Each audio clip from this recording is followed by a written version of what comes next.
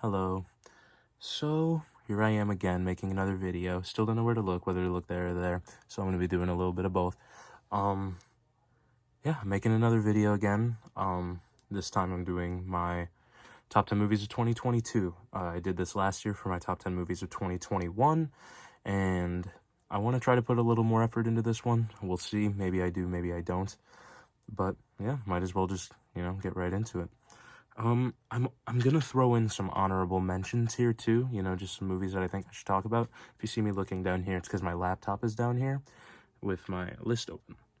First of all, just, great year for movies, 2022. Seems like, we're starting to come back from the pandemic fully. Yeah, that's really all. Good year. Very hard list to make. My top four are essentially just a four-way tie for first place, but we'll get there when we get there. Right now, we're going to start honorable mentions. We got Black Panther: Wakanda Forever, Top Gun: Maverick, Avatar: The Way of Water, Tar, and Bones and All. Also, if you hear any background noise, I'm home for spring break. That also kind of explains the messy background. This is my basement. So if you hear footsteps coming from upstairs, I'm sorry. Or if I get interrupted, that's going to be what it's going to be. But anyway, let's get into it. So number 10, Bodies, Bodies, Bodies. Very fun summer release movie. It grew on me. Like, it took me 2 viewings to really appreciate it. It's no hugely, it's not very deep. It's not a very poetic movie. It was just very fun, very funny, and just very captivating from start to finish, with scene-stealing performances from Lee Pace and also Rachel Sennett. Definitely the 2 standouts in the movie. Yeah, overall, Bodies, Bodies, Bodies was just a really, really fun time. One of the most funs I had in theaters this year, both times that I saw it. Number 9, The Northman. The Northman, I actually forgot came out in 2022 because, it felt like it was so early in the year. But The Northman immediately became one of my favorites of the year. There was just stunning cinematography, costumes, even though the story was a little bit, been there, seen that, basically kind of a knockoff Hamlet. And while it wasn't Robert Eggers' best movie, it was still just enough to completely win me over. It was really captivating. It was really cool. It just kind of gives you that... I don't know exactly how to describe that, but The Northman just really, to me, stands the test of a year. You know what I mean? The fact that I'm still able to remember it and talk about it now means that I think the movie did its job. Number 8 is The Banshees of Inisherin. This is actually a lot lower in my top 10 than I thought it would be. It's a movie I really enjoyed, and honestly one of the best scripts I've read in a while. Like, killer dialogue from Martin McDonagh. All of the performances are great. There's not a single lackluster performance in it. Barry Keoghan, or however we're supposed to pronounce his last name, steals every scene that he's in. Colin Farrell and Brendan Gleeson are great. Carrie Condon is great. Jenny the Donkey is fantastic. Oh, just overall, just for such a simple plot that wouldn't sound interesting on paper, like a guy decides to not be friends with another guy in 1920s Ireland, it's just very captivating. The dialogue, like I've said probably 5 times now already, the dialogue is fantastic, and the movie just kind of hooks you from start to finish. It's not a very quick breeze of a movie necessarily, but it doesn't let up. Once it has you, and I like that it does that. I like that it takes you on a little run. It grabs you, it runs with you, does a little dance, and then it puts you down, and you feel happier because of it. Even though it's like a depressing comedy, so like you leave happier, but you also don't. You know what I mean? Probably not. Anyway, number 7, Babylon. Damien Chazelle doesn't miss. Damien Chazelle has not made a movie that I haven't liked, and Babylon was no exception. I didn't mind the runtime. In fact, if a movie deserves its runtime, it deserves its runtime. Babylon did. I think all the comedy of the movie lands. Its statement of what it's trying to say about Hollywood and how it can be this glamorous place, but also it kind of robs you of your soul and whatnot, I think is pretty apparent throughout the entire runtime. Great performances from everyone, especially Margot Robbie and Diego Calva. They were great. Justin Hurwitz's score was one of the most memorable scores, if it ends up getting snubbed at the Oscars, because I'm filming this before the Oscars. I don't know when I'm going to upload this, hopefully before the Oscars, but we'll see. But if his score doesn't win, I'll be mighty upset. The production design was great. The cinematography was great. The editing, the sound, just almost every aspect of this was, it's hard to find another movie. It's hard to find, another movie that did what Babylon did.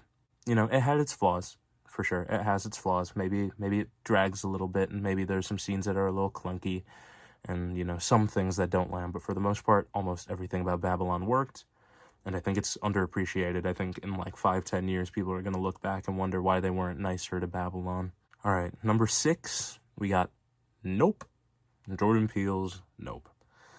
What a film, It's definitely a step away from Jordan Peele's other works. You can't recreate Get Out. Get Out was just in a league of its own.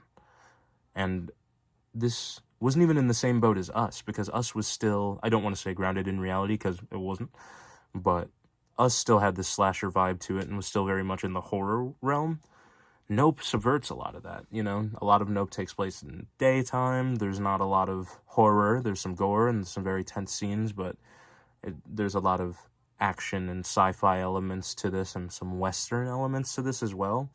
And there's just a lot more focus on spectacle and big things. And this just felt like Jordan Peele's biggest movie to date. Everything from the music, the cinematography. He collaborated with Hoyte van Hoytema, who does a lot of Christopher Nolan's latest movies, to just have this really grand scale. And there takes place like out in the open, so like all the set pieces are just very vast. The movie just feels very big, despite its very limited title. And it's just a fun ride, from the tension of the beginning to the kind of release and action-packed nature of the ending. I know I've said this before about other movies, but yeah, it just kind of grabs you and it doesn't let you go. It lassos you in and takes you for a ride around the ranch. We're headed into top 5 territory now. So this is where things are getting serious. My number 5, The Batman. Great cinematography, just a really good comic book story. It brings back that, I'm so dark and brooding and I'm Batman. It brings that back to Batman. We finally got a young emo Batman. That's what everyone's been asking for, right? I don't know. But anyway, the score, Michael Giacchino's score, that main theme that just kind of pounds into the theater speakers, it's fantastic. The fact that it didn't get an Oscar nomination, criminal. A crime. Whoever's in the songwriter or the composers branch or whatever, the Academy, the music branch, they should get fined, maybe a citation, maybe some community service hours for this atrocity.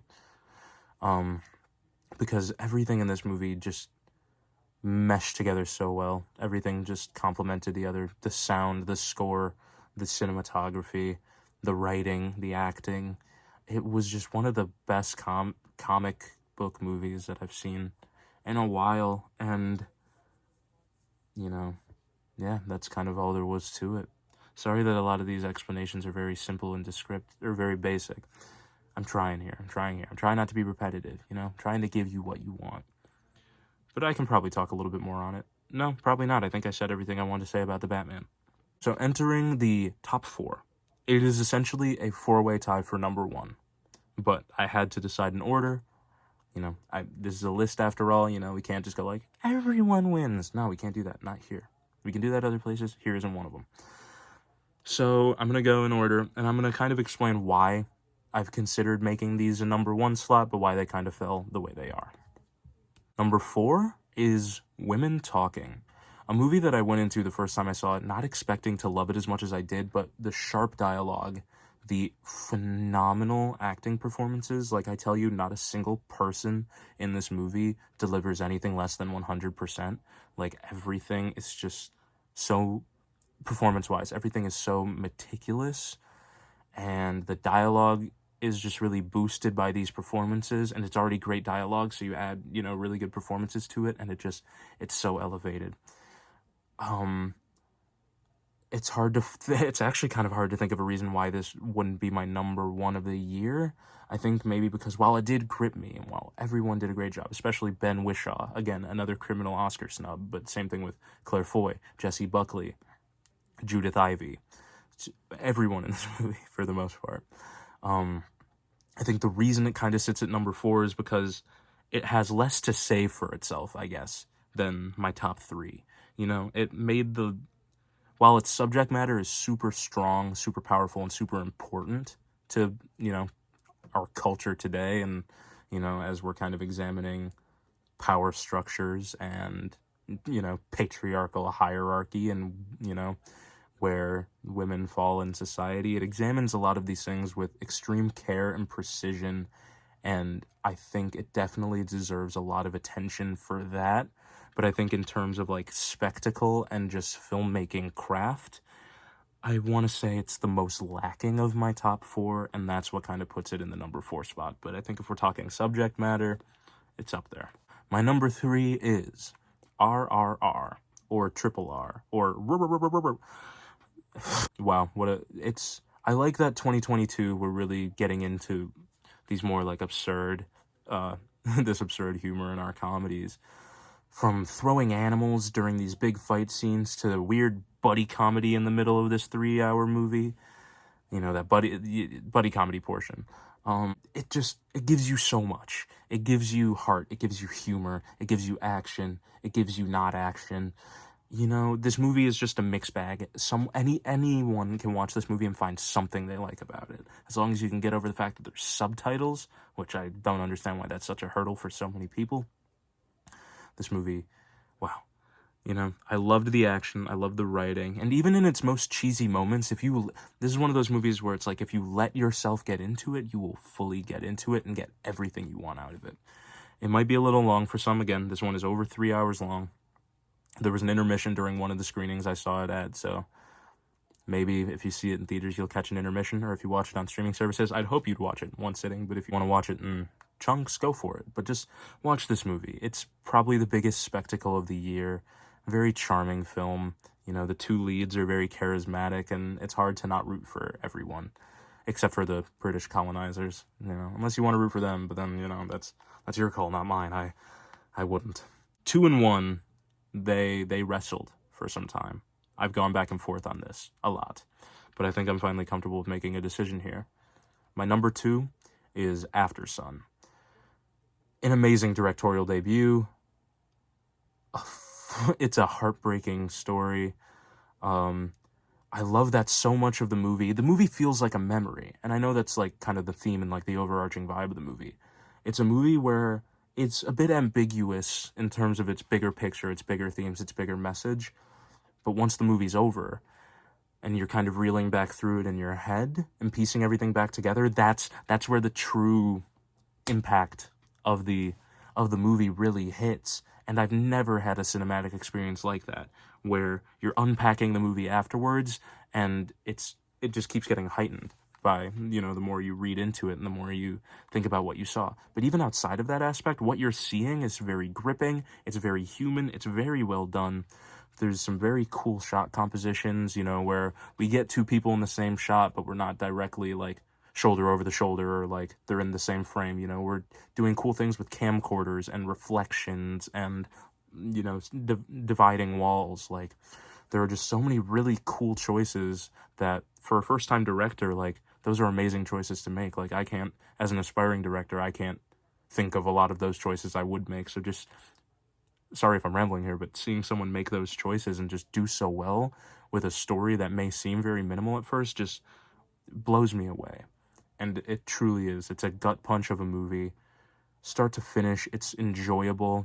There's, as dramatic as it is, there are some very light moments. It's about a father and daughter, and that relationship really shines through. Paul Mescal and Frankie Corio really have amazing chemistry, and they both give outstanding performances. Frankie Corio especially giving probably one of the best child performances I've seen in a long time. Like, yeah. And just everything came together to work in that movie, and it's hard for me to put it exactly into words what it did. And that leaves my number one, which is, if you know me, you saw this coming. It's Everything Everywhere All at Once. Now, the reason this movie just barely took After Sun's number one spot, because I'll start with some negatives here. The movie, I've seen it 3 times now. It has gone down a little bit for me on subsequent viewings, but I can't think of a time walking out of a movie on first watch with my brain reeling as much as it was. Because Everything Everywhere truly does have everything. That sounded so corny, but I'm gonna own that. You know, it has insane, wacky humor, you know. God, I can't believe I said that either. It's very millennial, Gen Z type humor, but it's very absurdist, it's very irreverent, random, silly, goofy, zany, wacky. There's so many, like, in-jokes and references, and just, you can tell everyone responsible for this movie was just having so much fun making it. And underneath all of that silliness and all that hecticness with the plot, you know, being about the multiverse and different lives and stuff like that, there's so much actual emotional depth to, like, all of these characters, all of their stories, and it hits. Both of these hit. I've never seen a movie that can be so insanely silly, but also so emotionally resonant at the same time. And I think for that alone, this just kind of has to take my number one spot, especially seeing in context. This doesn't really factor into how much I like the movie, but it's also just inspiring to see when it comes to the award season. Seeing a movie like this, the complete opposite of Oscar bait, in contention to win Best Picture, Best Director, potentially Best Actress and Screenplay and stuff like that, it's super inspiring. If anyone wants to make movies, like, I think this movie just kind of gives people that hope, you know what I mean? If the directors, if the Daniel Kwan and Daniel Scheinert, if their movie, you know, about multiverse and rocks with googly eyes and stuff, just everything on a bagel, just all that stuff, if that can win Oscar gold, which, you know, it means whatever it means to you, but just to see it being revered by industry professionals is just very inspiring, you know?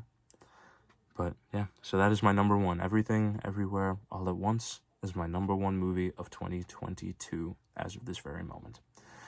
And that's all. That's all I got for you. I'm probably going to put I make a top 25 every year, so I'm probably going to put 25 through like 11 down in the description. I'm probably going to post the full list on some social media. If you don't know me and someone shared this with you, hi, I'm Miles. You can find me at movieguymiles on like all social media. I'm still private on Instagram and stuff like that, so I might not accept you, but we're getting ahead of ourselves here. But yes, that was my list. Those were my top 10 movies of 2022. Hey, if you want to let me know what you think, you know, and you know me, or if you don't know me, message me, leave a comment, do a thing. Let me know what your favorites were, or whether or not you think I have some garbage opinions, because, you know, you're entitled to yours and I'm entitled to mine, you know? As long as we're all having fun and liking the movies we like, that's fine by me. But yeah, that's been me. I've been Miles. This has been my list. I'll see you again at doing some other thing at some other time. Bye. Bye.